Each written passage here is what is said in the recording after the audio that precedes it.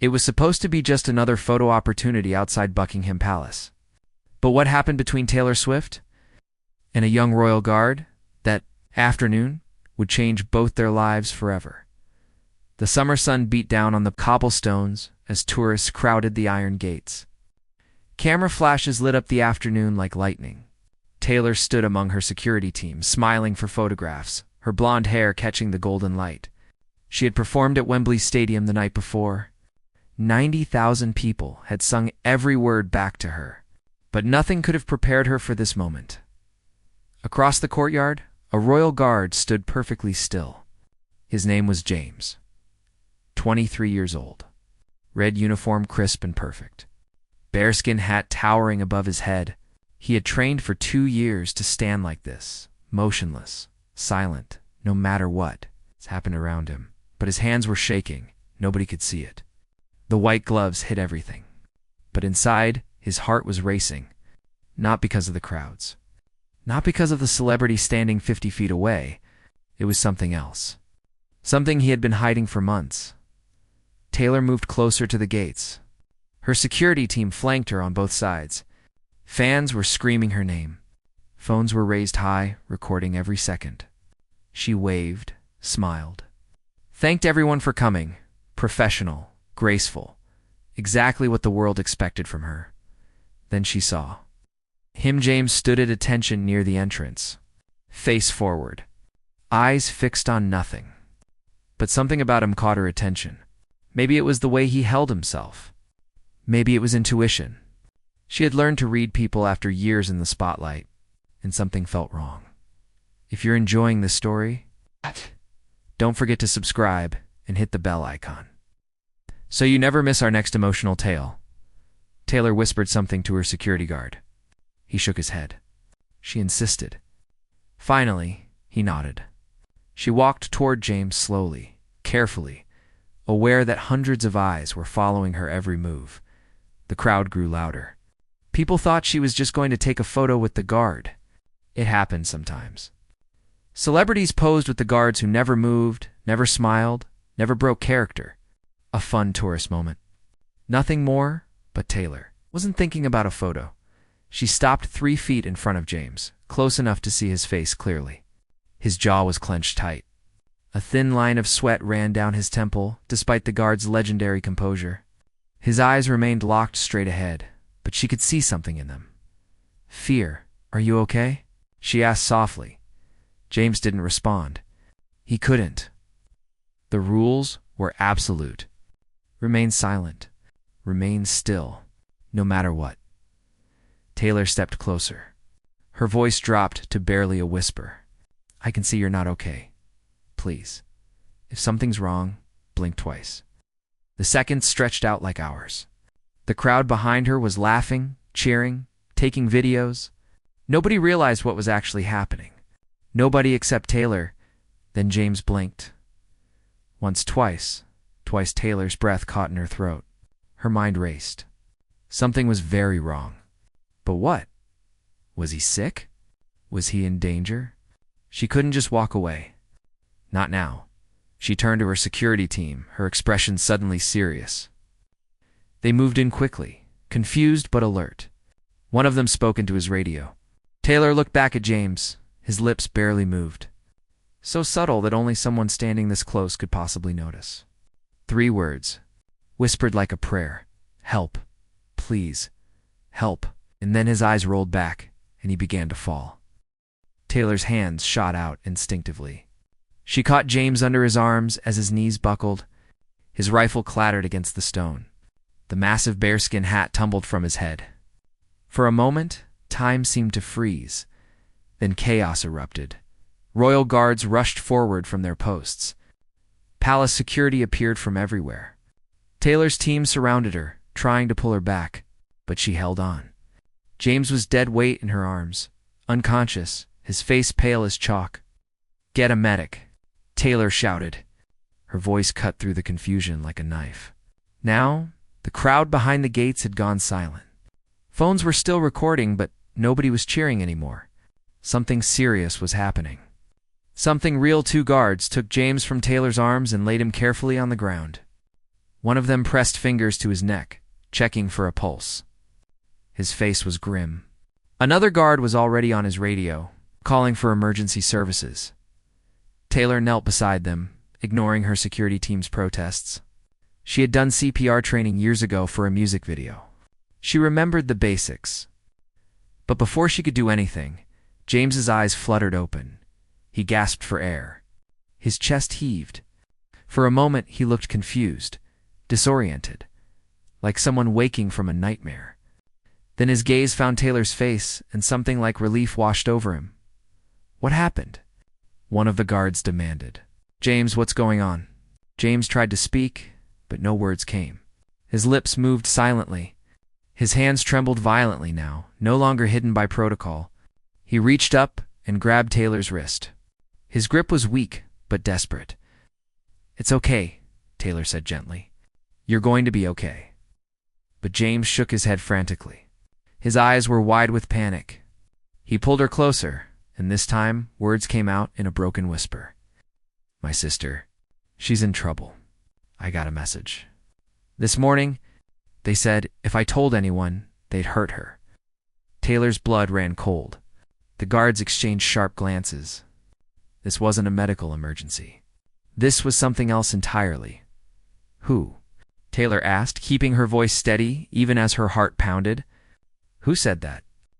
James's breathing was rapid, shallow. I don't know. A text. Unknown number. They said they had proof. Sent me a photo of her. She was crying. They said I had to stand my post today.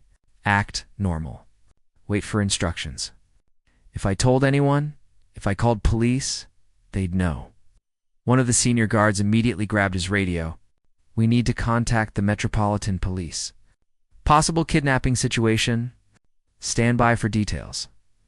Taylor stayed focused on James. When did you last hear from your sister? Last night. She was at university, Bristol. She always calls before bed, but she didn't call. Then this morning, the text came. 4 a.m., I tried calling her. Nothing. Just the photo and the message. His voice cracked. Tears spilled down his cheeks. For a young man trained to show no emotion, to stand unmoved in the face of anything, he was completely breaking down. Taylor squeezed his hand. What's her name? Emma. She's 19. First year studying medicine. She's everything to me. Our parents died 3 years ago. Car accident. It's just been us since then. I joined the guard to support her tuition. She's all I have left. The crowd behind the gates was pressing closer, trying to see what was happening. Security was pushing them back, trying to create space. Sirens wailed in the distance, growing louder. Taylor looked up at the senior guard. You need to move him inside. Now, if someone's watching, if they see all this attention, they might panic. The guard hesitated for only a second, then nodded. You're right. Let's get him inside the palace. 4 guards lifted James carefully. Taylor stood to follow, but her security team blocked her path. Miss Swift, we need to get you out of here, her head of security said firmly. This is a police matter now. Taylor met his eyes. That boy just collapsed in my arms. His sister might be in danger. I'm not leaving. With respect, this isn't your... I'm not leaving, Taylor repeated. Her voice was quiet but absolute. The security guard knew that tone. He sighed and spoke into his radio, coordinating with the palace security. Within moments, they were all moving through a side entrance, away from the cameras, away from the crowds. Inside, the palace was cool and quiet. Their footsteps echoed on marble floors. James was placed on a bench in a private corridor. A palace official appeared with water. Then came the police. 2 detectives, a man and a woman, both in plain clothes. They introduced themselves quickly. Detective Morrison and Detective Chen. They had been briefed on the radio. During their drive over, Detective Chen knelt beside James. We're going to find your sister. But I need you to tell us everything. Every detail. Start with the text message. James pulled out his phone with shaking hands. He opened the messages. Taylor leaned in to see the photo made her stomach turn. Emma was sitting in what looked like a basement. Concrete walls, a single bulb hanging overhead. Her hands were bound with zip ties. Her eyes were red from crying. She looked terrified. Below the photo, a message. Stand your post. Stay silent. Wait for instructions. If you tell anyone, she dies. We're watching. Detective Morrison was already on his phone, coordinating with his team. We're tracing the number now. And we need Bristol police to check her residence immediately. Ow. James looked up at Taylor. Why did you notice? Everyone walks past us every day. Thousands of people. Nobody ever really looks at us. But you did. Why? Taylor didn't have a simple answer. I don't know. I just saw something in your eyes. Something that didn't fit. Detective Chen stood up. Miss Swift, we appreciate your help, but from here, I'm staying. Taylor said again. The detective started to protest, but Detective Morrison put a hand on her shoulder. He had been watching Taylor, watching how James responded to her presence. The boy was barely holding himself together, but when Taylor spoke, he seemed calmer, more grounded. Let her stay, Morrison said quietly. For now, Chen didn't look happy, but she nodded. James's phone buzzed. Everyone froze. He looked down at the screen. His face went white. Another message. Another photo. But this time, Emma wasn't alone. Dot. The new photo showed Emma sitting in the same basement, but now a figure stood behind her, tall, wearing all black. A ski mask covering their face. One gloved hand rested on Emma's shoulder. The other held a knife. The message below was brief. You broke the rules. Now, she pays the price. Unless you do exactly what we say. Clock is ticking. James made a sound like a wounded animal. The phone slipped from his fingers. Taylor caught it before it hit the ground. She handed it immediately to Detective Morrison.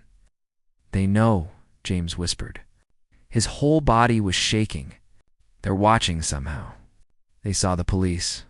They saw everything. I should have just waited. I should have done what they said. Now she's going to die because of me. Detective Chen was already on her radio. We need a full perimeter check. Every camera, every vehicle. If someone's watching this location, I want them found. Morrison studied the photo closely. This was taken within the last few minutes. Look at the timestamp. They're reacting in real time. He looked at James. Have they given you any demands yet? Money? Access to something? James shook his head. Just to stand my post and wait. That's all they said. Doesn't make sense, Chen muttered. Kidnappers want something. Money, information, leverage. Why grab a university student and tell her brother to do nothing except stand guard? Taylor had been thinking the same thing. Something about this felt wrong. Not just morally wrong, but logically wrong. She had dealt with stalkers before. Obsessed fans. People who didn't think like normal people. This had that same strange energy. Unless, Taylor said slowly, they weren't planning to ask for anything yet. Maybe seeing James collapse, seeing the police show up, that forced their hand. Maybe we interrupted whatever they were actually planning.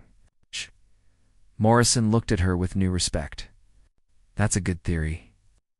James's phone buzzed again. Everyone tensed. Morrison held the phone so they could all see the screen. A new message.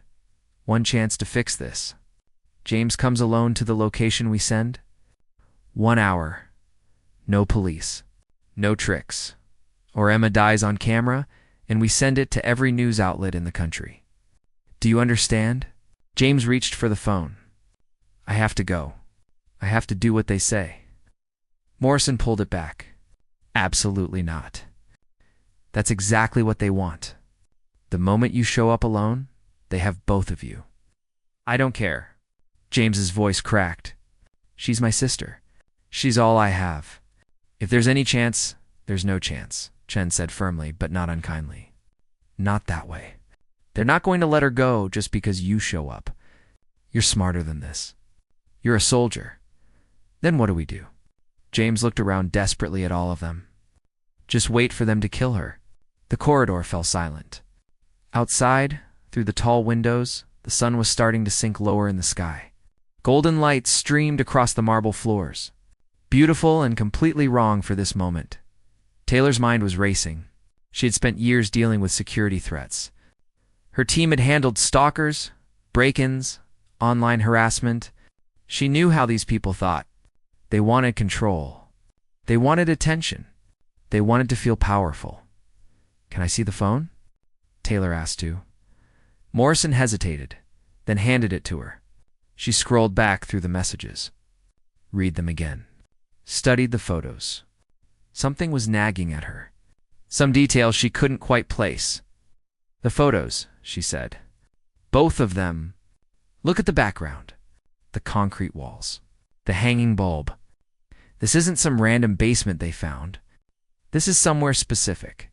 Somewhere they prepared." Chun leaned in. "You're right. Look at the corner. Those aren't just concrete walls. Those are brick. Old brick. Painted over, but you can see the texture. And that bulb. That's vintage. Almost antique style." "So we're looking for an old building," Morrison said. "Industrial, maybe? Or historical? Something near Bristol. Wait." Taylor zoomed in on the first photo. "Look at Emma's shirt. She's wearing a university hoodie.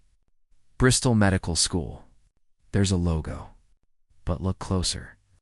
There's something on the wall behind her. Partially visible on the right edge." Morrison took the phone and zoomed in further. "It's a poster, or a sign. One can only see part of it, but those letters."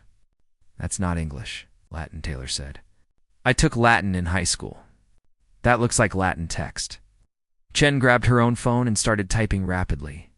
"Old buildings in Bristol with Latin inscriptions. Medical school nearby. Basement structures." She paused. "I'm sending this to our research team. If there's a location that fits these parameters, they'll find it." James was watching them all with desperate hope in his eyes. "You really think you can find where she is?" "We're going to try," Morrison said. "But I need you to respond to them. We need to buy time." "What do I say?" "Tell them you understand. Tell them you'll do whatever they want. But you need proof. Emma is actually alive. That's standard negotiation. They'll expect it." James took the phone back. His fingers hovered over the keyboard. Taylor watched his face. He looked so young. "Too young to be carrying this weight?" He typed, "I understand. I'll come alone. But I need to know she's okay. Let me talk to her, please." They waited. Seconds felt like hours. The phone stayed dark, silent. "Maybe they won't respond," James whispered. "Maybe I made them angry." "No," Taylor said. "They're making you wait. It's a power play. They want you to panic, to make mistakes. Don't give them that." She put a hand on his shoulder. He was still trembling, still fighting back tears, but he nodded. 2 minutes passed. 3. Then the phone lit up. A video file. 20 seconds long. Morrison hit play. Emma appeared on screen. Same basement. Same restraints. But now she was looking directly at the camera. Her voice was shaking but clear. "James, I'm okay. I'm scared, but they haven't hurt me." "Please don't." The video cut off abruptly. James's eyes filled with tears. "That's her. That's really her. She's alive. For now," Chen said quietly, "but we're running out of time. That 1 OR deadline is real. These people are organized. They have a plan." Morrison's phone rang. He answered immediately, listened. His expression changed. "You're certain? Okay, send me the address. We're moving now." He hung up and looked at the group. "Our team found something. There's an old medical college building in Bristol. Decommissioned 20 years ago, scheduled for demolition next month. It has basement lecture halls that match the description. Latin inscriptions in the hallways. It's the best lead we have." Chen was already moving. "I'll coordinate with Bristol Police. We need a tactical team ready, but out of sight." "Wait," Taylor said. Everyone turned to look at her.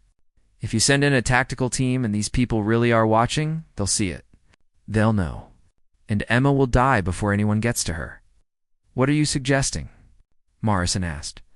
Taylor looked at James, then at the detectives. "I'm suggesting we give them what they want." "Sort of," James shows up, but not alone. Chen shook her head. Absolutely not. We're not putting a civilian in danger. Especially not you. I'm already involved, Taylor said. And I have something you don't. Attention. These people wanted James to stand at his post where thousands of people could see him. They wanted spectacle, control, power. So let's give them something they can't resist. Morrison studied her face. What exactly are you proposing? Taylor took a deep breath. I'm proposing we change the game. We make them think they're winning. And then we turn the tables completely. She explained her plan. With every word, James's expression shifted from despair to something else. Something like hope. When she finished, Chen looked at Morrison. This is insane. Yes, Morrison agreed. But it might actually work. James looked at Taylor with something close to awe. You'd really do this? Risk yourself for someone you don't even know? Taylor met his eyes. Your sister is 19 years old with her whole life ahead of her. You're willing to die for her. The least I can do is take a risk. Morrison checked his watch. We have 43 minutes until the deadline. If we're doing this, we need to move now. Everyone stood. Taylor's security team was arguing with her, trying to change her mind, but she wasn't listening. She had made her decision. As they moved toward the exit, James caught Taylor's arm. Thank you. Whatever happens, thank you for seeing me. For caring? Taylor smiled. It was small and sad and determined all at once. We're going to get your sister back. I promise. But as they stepped out into the fading sunlight, none of them knew that the kidnapper was watching from closer than anyone imagined, and the real plan was about to begin. The drive to Bristol took 90 minutes at high speed. Taylor sat in the back of an unmarked police car with James. Detective Morrison drove. Chen was in the passenger seat, coordinating with multiple teams over encrypted radio. James stared out the window, watching the countryside blur past. His face was blank, shut down. Taylor recognized that look. She had seen it in mirrors before. The look of someone preparing for the worst while hoping for the best. Tell me about Emma, Taylor said softly. What's she like? James blinked. Came back from wherever his mind had gone. She's brilliant. Always was. Even when we were kids, she memorized entire books. Could solve math problems in her head that took me pages to work through. He smiled, just a little. After our parents died, she could have given up, gone into foster care. But she fought to keep us together. Proved she could handle university while I worked. She's stronger than I'll ever be. She learned that from you, Taylor said. Strength like that doesn't come from nowhere. Before James could respond, Chen's radio crackled to life. Teams in position, buildings surrounded but maintaining distance. No visible activity inside. Thermal imaging shows one heat signature in the basement level. Possibly two, but the concrete is making it difficult to confirm. Morrison glanced at the rearview mirror. Remember the plan. We stick together. We don't deviate. The moment something feels wrong, we abort. Taylor nodded. Her heart was pounding, but her hands were steady. She had performed in front of millions. She had faced crowds that could crush her. She had dealt with stalkers who sent death threats. She could do this. They arrived at the old medical college just as twilight was settling over Bristol. The building looked like something from a Gothic novel. Dark stone. Broken windows. Ivy crawling up the walls. A chain-link fence surrounded the property with warning signs about demolition and trespassing. Charming place, Taylor muttered. A side gate had been cut open recently. Fresh metal shavings glinted on the ground. Morrison killed the engine. Everyone sat in silence for a moment. Last chance to back out, Chen said, looking at Taylor. Backing out, Taylor replied. They exited the vehicle. The air was cool and smelled like rain was coming. Somewhere in the distance, traffic hummed. But here, it was quiet. Too quiet. James's phone buzzed. Everyone froze. New message. Good. You came. Come inside. Through the main entrance. Down the stairs to the basement. Follow the red arrows we left. Come alone. If we see anyone else, Emma dies instantly. Clock starts now. 5 minutes. 5 minutes, Chen whispered. That's not much time. It's enough, Morrison said. He looked at Taylor and James. You two ready? James nodded. Taylor squeezed his arm. We've got this. They moved toward the entrance. Morrison and Chen stayed back, but kept them in sight. The front door hung open, creaking slightly in the breeze. Inside, darkness waited. Taylor pulled out her phone and turned on the flashlight. James did the same. The beams cut through the gloom, revealing a lobby filled with debris. Old furniture, scattered papers, graffiti on the walls, and red arrows, spray-painted, leading toward a stairwell. Here we go, James whispered. They descended. The stairs were concrete, stained and cracked. The air grew colder with each step. Taylor's light swept across the walls. More Latin inscriptions. Old medical diagrams. This place had trained doctors once. Now it was a tomb. At the bottom of the stairs, a corridor stretched out before them. More red arrows pointed to the right. They followed. Their footsteps echoed. Taylor's breathing sounded too loud in her own ears. Beside her, James was rigid with tension. His jaw clenched so tight she could hear his teeth grinding. Almost there, she said. Stay focused. The corridor ended at a heavy metal door. It stood slightly ajar. Light spilled through the crack, yellow. Artificial James reached for the handle. Taylor caught his wrist. Remember, no matter what we see, we stick to the plan.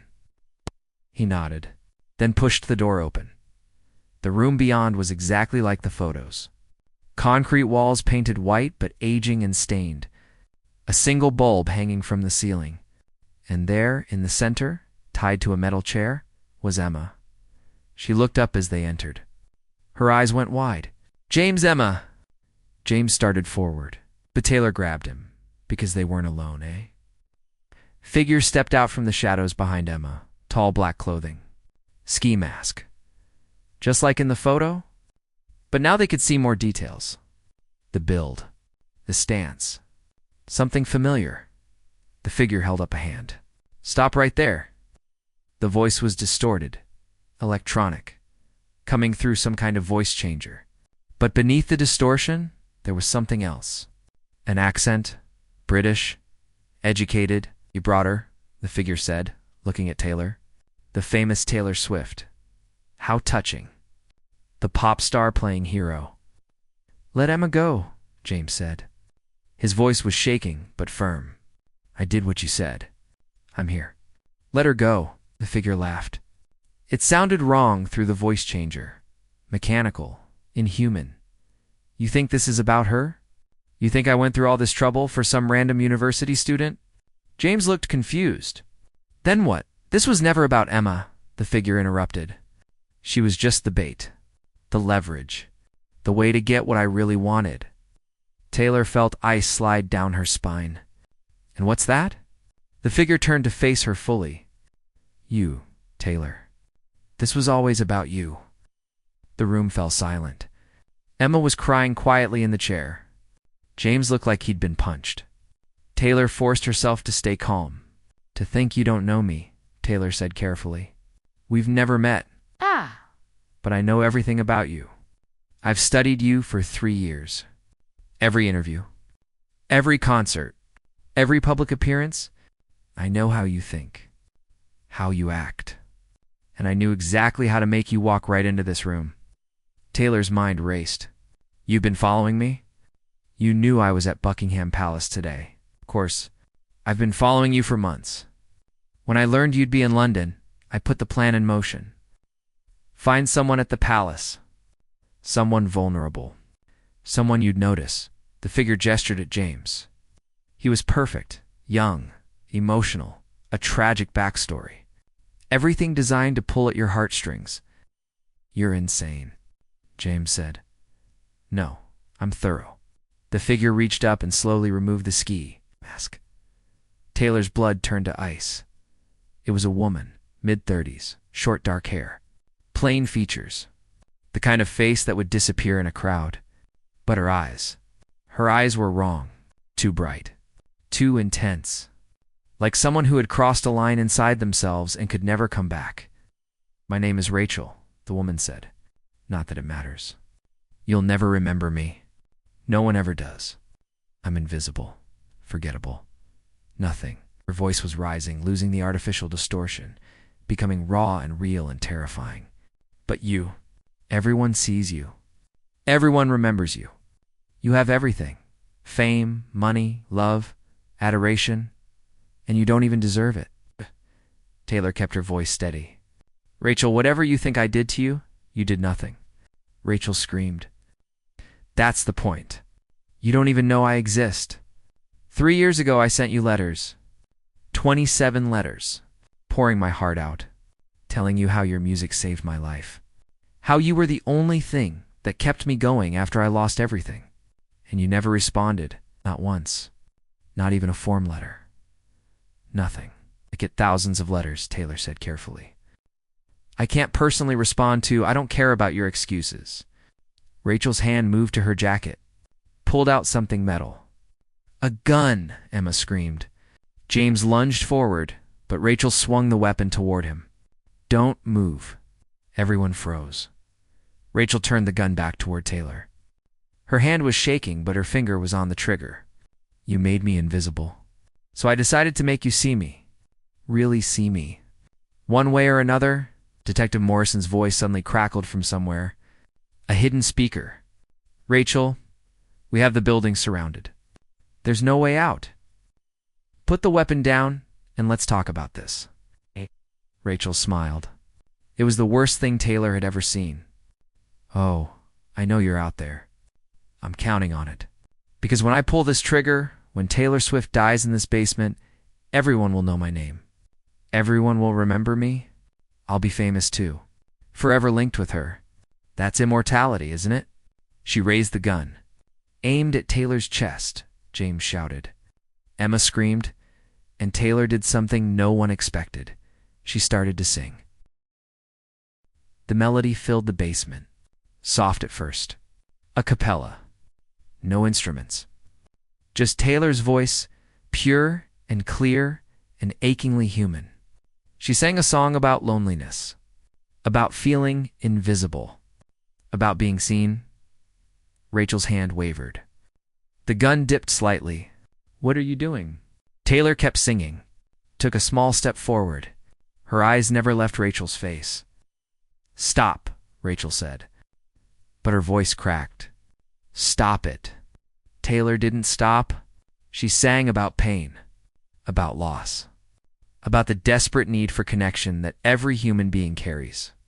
She sang like she was singing directly to Rachel's broken heart. Tears began streaming down Rachel's face. "You don't understand? You can't understand." Taylor finished the verse and spoke, her voice gentle. "You're right. I can't fully understand what you've been through. But I understand pain. I understand what it feels like to be alone even when surrounded by people. I understand what it's like to scream and have no one hear you. You have everything," Rachel whispered. "How could you possibly understand?" "Fame doesn't fix loneliness," Taylor said. "Money doesn't heal old wounds. I have millions of people who think they know me, but sometimes I feel like no one truly sees me at all. Just the image. Just the celebrity. Not the person underneath." Rachel's gun hand dropped a few more inches. She was openly crying now. "You never answered my letters." "I know, and I'm sorry. I truly am. But Rachel, this isn't the answer. Hurting me won't make your pain go away. It won't make people see you the way you want to be seen. It will just create more pain, more invisibility. You'll become a headline, and then you'll disappear even faster than before." "At least I'll be remembered for something," Rachel said. But the conviction was gone from her voice. She sounded tired, lost. Taylor took another step closer. "You want to be remembered? Here's the truth. In 3 days, they'll forget your name. But Emma will remember this night forever. James will remember. I will remember. Not because of what you did, but because of what you could choose to do right now. You could choose to let this end differently." "I've gone too far," Rachel said. There's no coming back from this. There's always a choice, Taylor said. Right up until the very last second, there's always a choice. You can still put the gun down.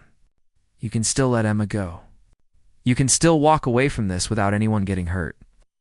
Rachel looked at the gun in her hand like she was seeing it for the first time.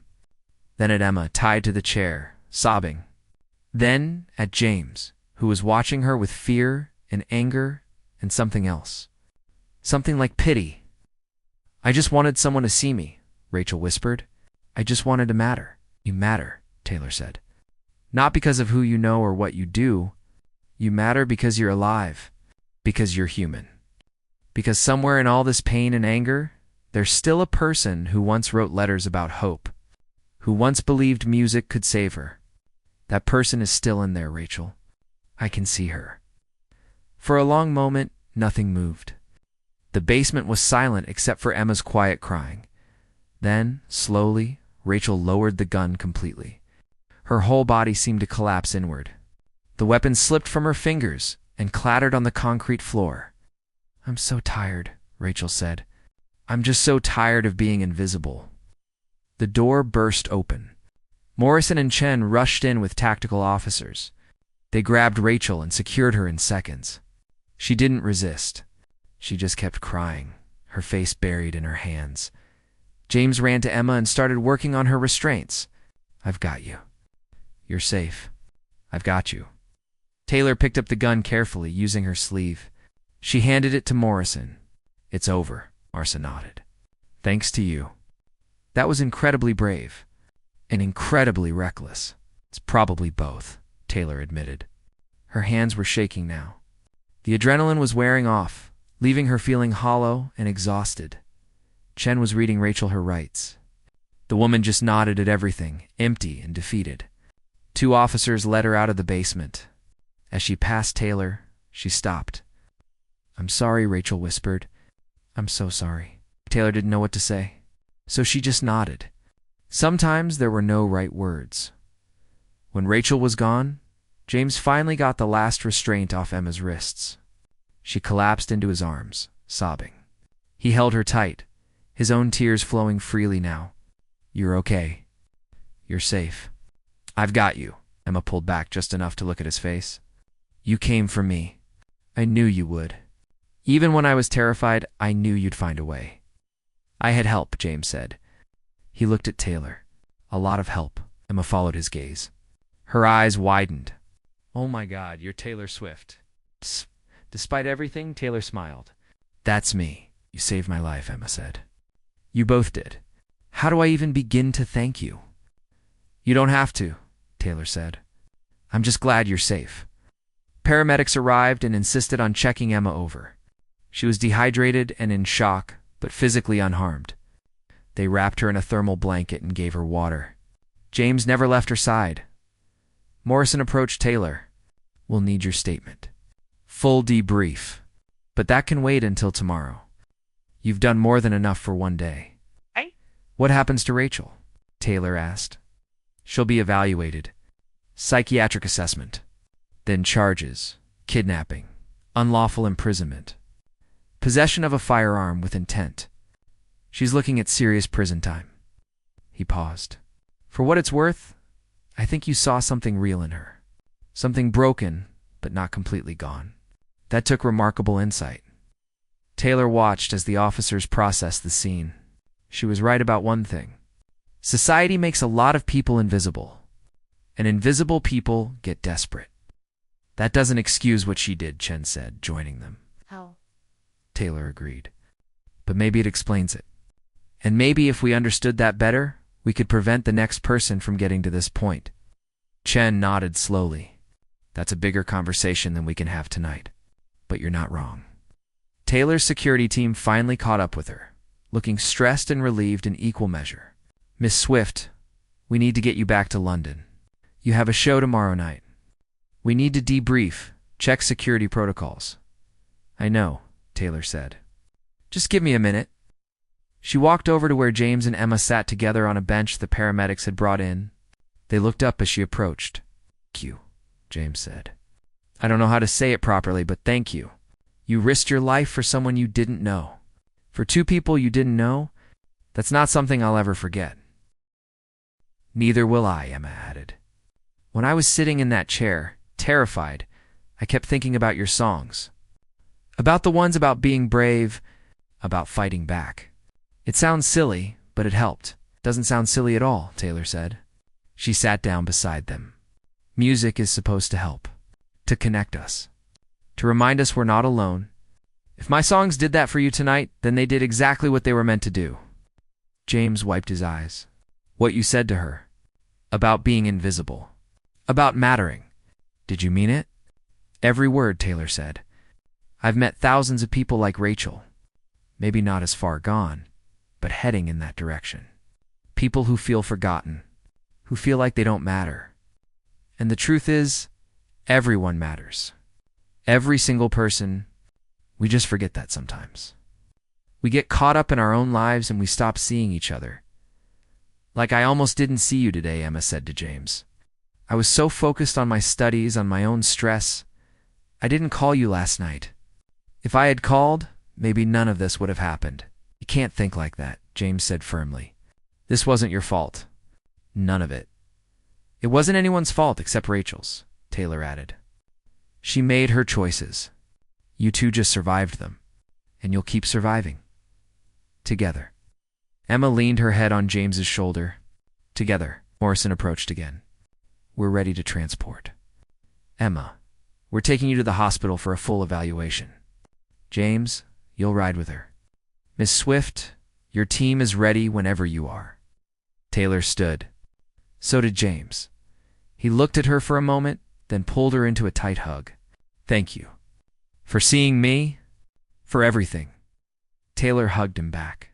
Take care of each other. That's all the thanks I need. As they led Emma out to the ambulance, she turned back one last time. I'm going to tell everyone about this. About what you did, about how you saved us. Taylor smiled. Or you could just focus on healing, on being with your brother, on finishing your degree and becoming an amazing doctor. That's a better story, Emma smiled back. Maybe both. Then they were gone, climbing into the ambulance. The doors closed and it pulled away. Lights flashing, but no siren. A quiet exit for a night that had been anything but quiet. Taylor walked to her own vehicle. Her team surrounded her, talking about security reviews and schedule changes. But she wasn't really listening. She was thinking about Rachel, about invisible people, about how many more were out there, teetering on the edge. As they drove back toward London, the city lights appeared on the horizon. Millions of people. Millions of stories. Some visible, some invisible. All mattering. All real. Taylor's phone buzzed. A text from an unknown number. She almost didn't open it, but something made her check. It was from James. Emma's at the hospital.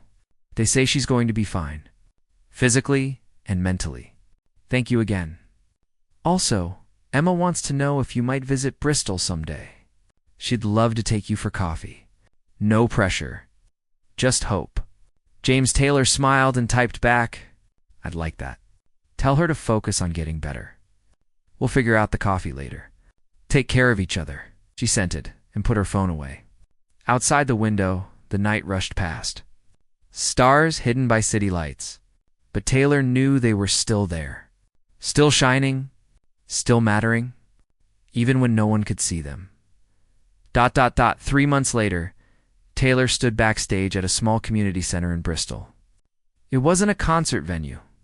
There was no screaming crowd. No elaborate stage setup. Just a simple room with folding chairs and a modest sound system, but it mattered. Emma sat in the front row, looking healthy and bright-eyed. James sat beside her in civilian clothes, a proud smile on his face. Around them were about 50 other people. Some were university students. Others looked older, more weathered. All of them had one thing in common. They had felt invisible. Taylor had spent the months after that night thinking, processing, trying to understand. And she had decided something needed to change. Not just in her life, but in how people connected, how people saw each other. So she had started a foundation. Small at first. focused on mental health awareness and connection, on making sure people who felt invisible had somewhere to turn, someone to talk to, a community that would see them. This was the first event. A listening session. People sharing their stories. Taylor was here to listen, not to perform. But she had agreed to say a few words at the end. The stories were heartbreaking, beautiful, raw. A woman talked about losing her husband and feeling like she disappeared along with him. A young man spoke about struggling with depression and feeling like nobody cared. A teenager described the loneliness of being different in a world that demanded conformity. Taylor listened to every word. Made eye contact. Let them know they were seen. When it was her turn to speak, she stood up. No microphone needed in the small space, just her voice. I want to start by saying thank you. Thank you for being here. Thank you for being brave enough to share your stories. Because that's what this is really about. Not about me. Not about celebrity or fame or any of that. It's about us. All of us. And the fundamental human need to be seen and heard and valued. She paused, gathering her thoughts. 3 months ago, I was standing outside Buckingham Palace taking photos. Just another day in a very unusual life. And I saw someone who needed help. A young man named James, who was standing at his post, doing his duty, while his whole world was falling apart inside. I almost walked past him. Almost missed it. But something made me stop and really look. She glanced at James and Emma. They were both smiling. That moment changed everything for me. Because I realized how many people I walk past every day without really seeing them. How many stories I miss. How many chances to connect I let slip by because I'm too busy or too distracted or too focused on my own life. Murmurs of agreement rippled through the room. What happened that day was scary. It was dangerous. It shouldn't have happened. But it taught me something important. It taught me that every single person in this room, every single person in the world, has infinite value. Not because of what they do or who they know or how successful they are, but simply because they exist, because they're human, because they matter. A woman in the back row was wiping tears from her eyes. Rachel, the woman who orchestrated that kidnapping, she's in a psychiatric facility now. Getting help, real help. And I visit her sometimes. It's caused surprised whispers. Emma and James already knew, but others looked shocked. I know what you're thinking. Why would I visit someone who tried to hurt me? And the truth is, it's complicated. What she did was wrong. Unforgivable in many ways. But underneath all that anger and pain, she was a person who felt invisible. Who felt like she didn't matter. And nobody should feel that way. Nobody. Taylor walked closer to the audience. So that's why we're here. That's why this foundation exists. Because I can't personally respond to every letter. I can't know every person who listens to my music, but I can create spaces like this. Spaces where people come together and see each other. Really see each other. Where nobody is invisible. Where everyone matters. She looked around the room at all the faces. Each one unique. Each one carrying their own pain and hope and story. I'm going to sing something now. Not because I'm a celebrity or because that's what I do, but because music is how I connect, how I try to say the things that are hard to put into words. This is a new song. I wrote it after that night. It's called Visible. She picked up an acoustic guitar that had been waiting in the corner, sat down on a stool, and began to play. The melody was gentle, haunting. The lyrics talked about being seen, about mattering, about the invisible threads that connect all human beings, about the courage it takes to reach out, to ask for help, to admit you're struggling. By the time she reached the chorus, several people in the audience were singing along. They didn't know the words yet, but they felt them, understood them. When the song ended, the room was silent for a moment. Then Emma started clapping.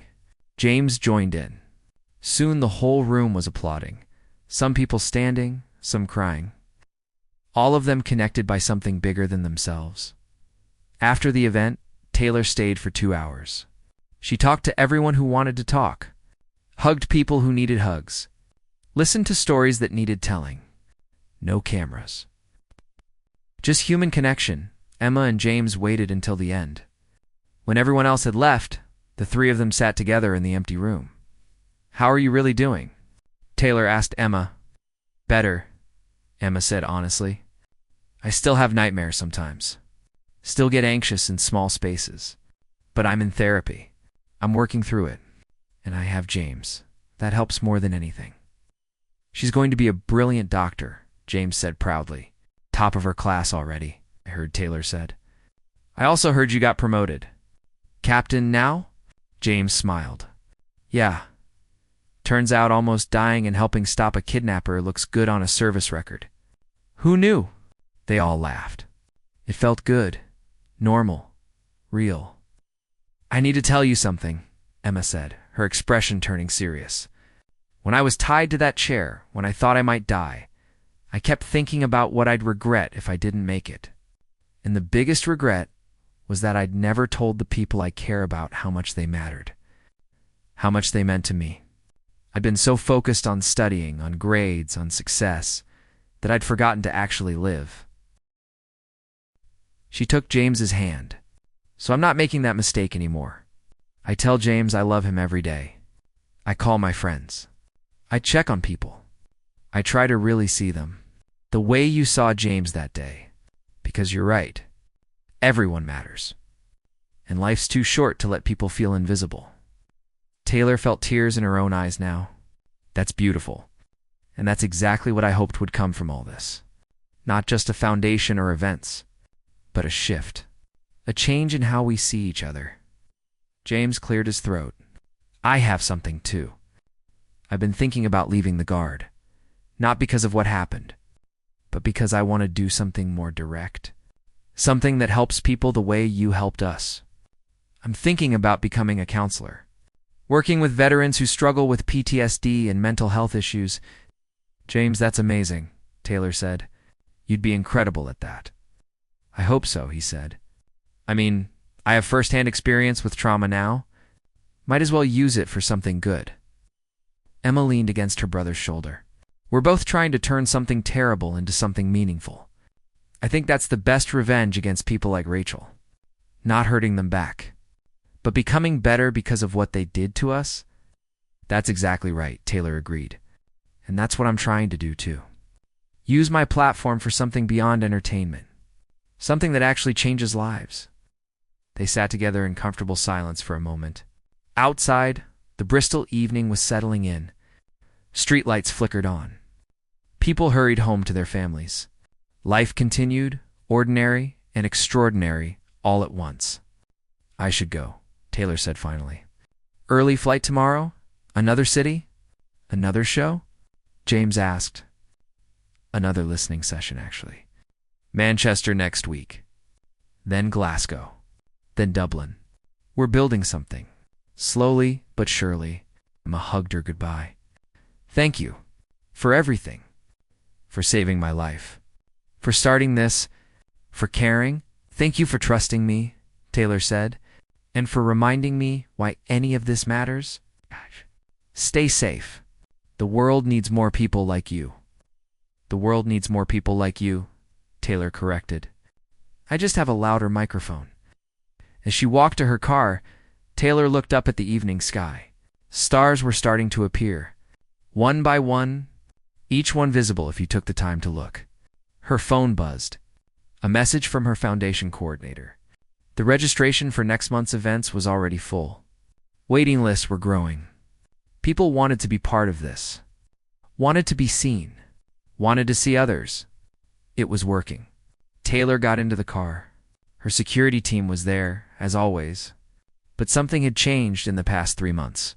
They didn't just protect her body anymore. They protected her mission, her purpose. They believed in what she was building. "Where to, Miss Swift?" the driver asked. "Home," Taylor said. "But take the long way. I want to see the city." As they drove through Bristol, Taylor watched the people on the streets. Each one with their own story. Their own struggles. Their own invisible battles. But not invisible to her. Not anymore. She saw them all. And in her heart, she made a promise to keep seeing, to keep listening, to keep creating spaces where people could be visible, where they could matter. Because that day at Buckingham Palace, when she had stopped and really looked at a young guard whose hands were shaking, she had learned the most important lesson of her life. Everyone deserves to be seen. Everyone deserves to matter. Everyone deserves to know they're not alone.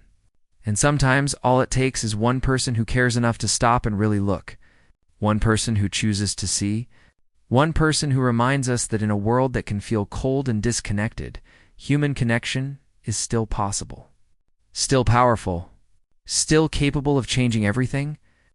Taylor smiled as the city lights blurred past. Somewhere out there, someone else was feeling invisible, feeling forgotten, feeling like they didn't matter. But tomorrow, she'd be there, creating space for them, listening to their story, reminding them that they were seen, that they mattered, that they were never truly invisible, because the truth was simple. Everyone had value. Everyone deserved kindness. Everyone deserved to be visible. And Taylor Swift, the girl who had once just wanted to write songs and sing them, had found her true purpose, not in the spotlight, but in helping others find their own light, and that made all the difference.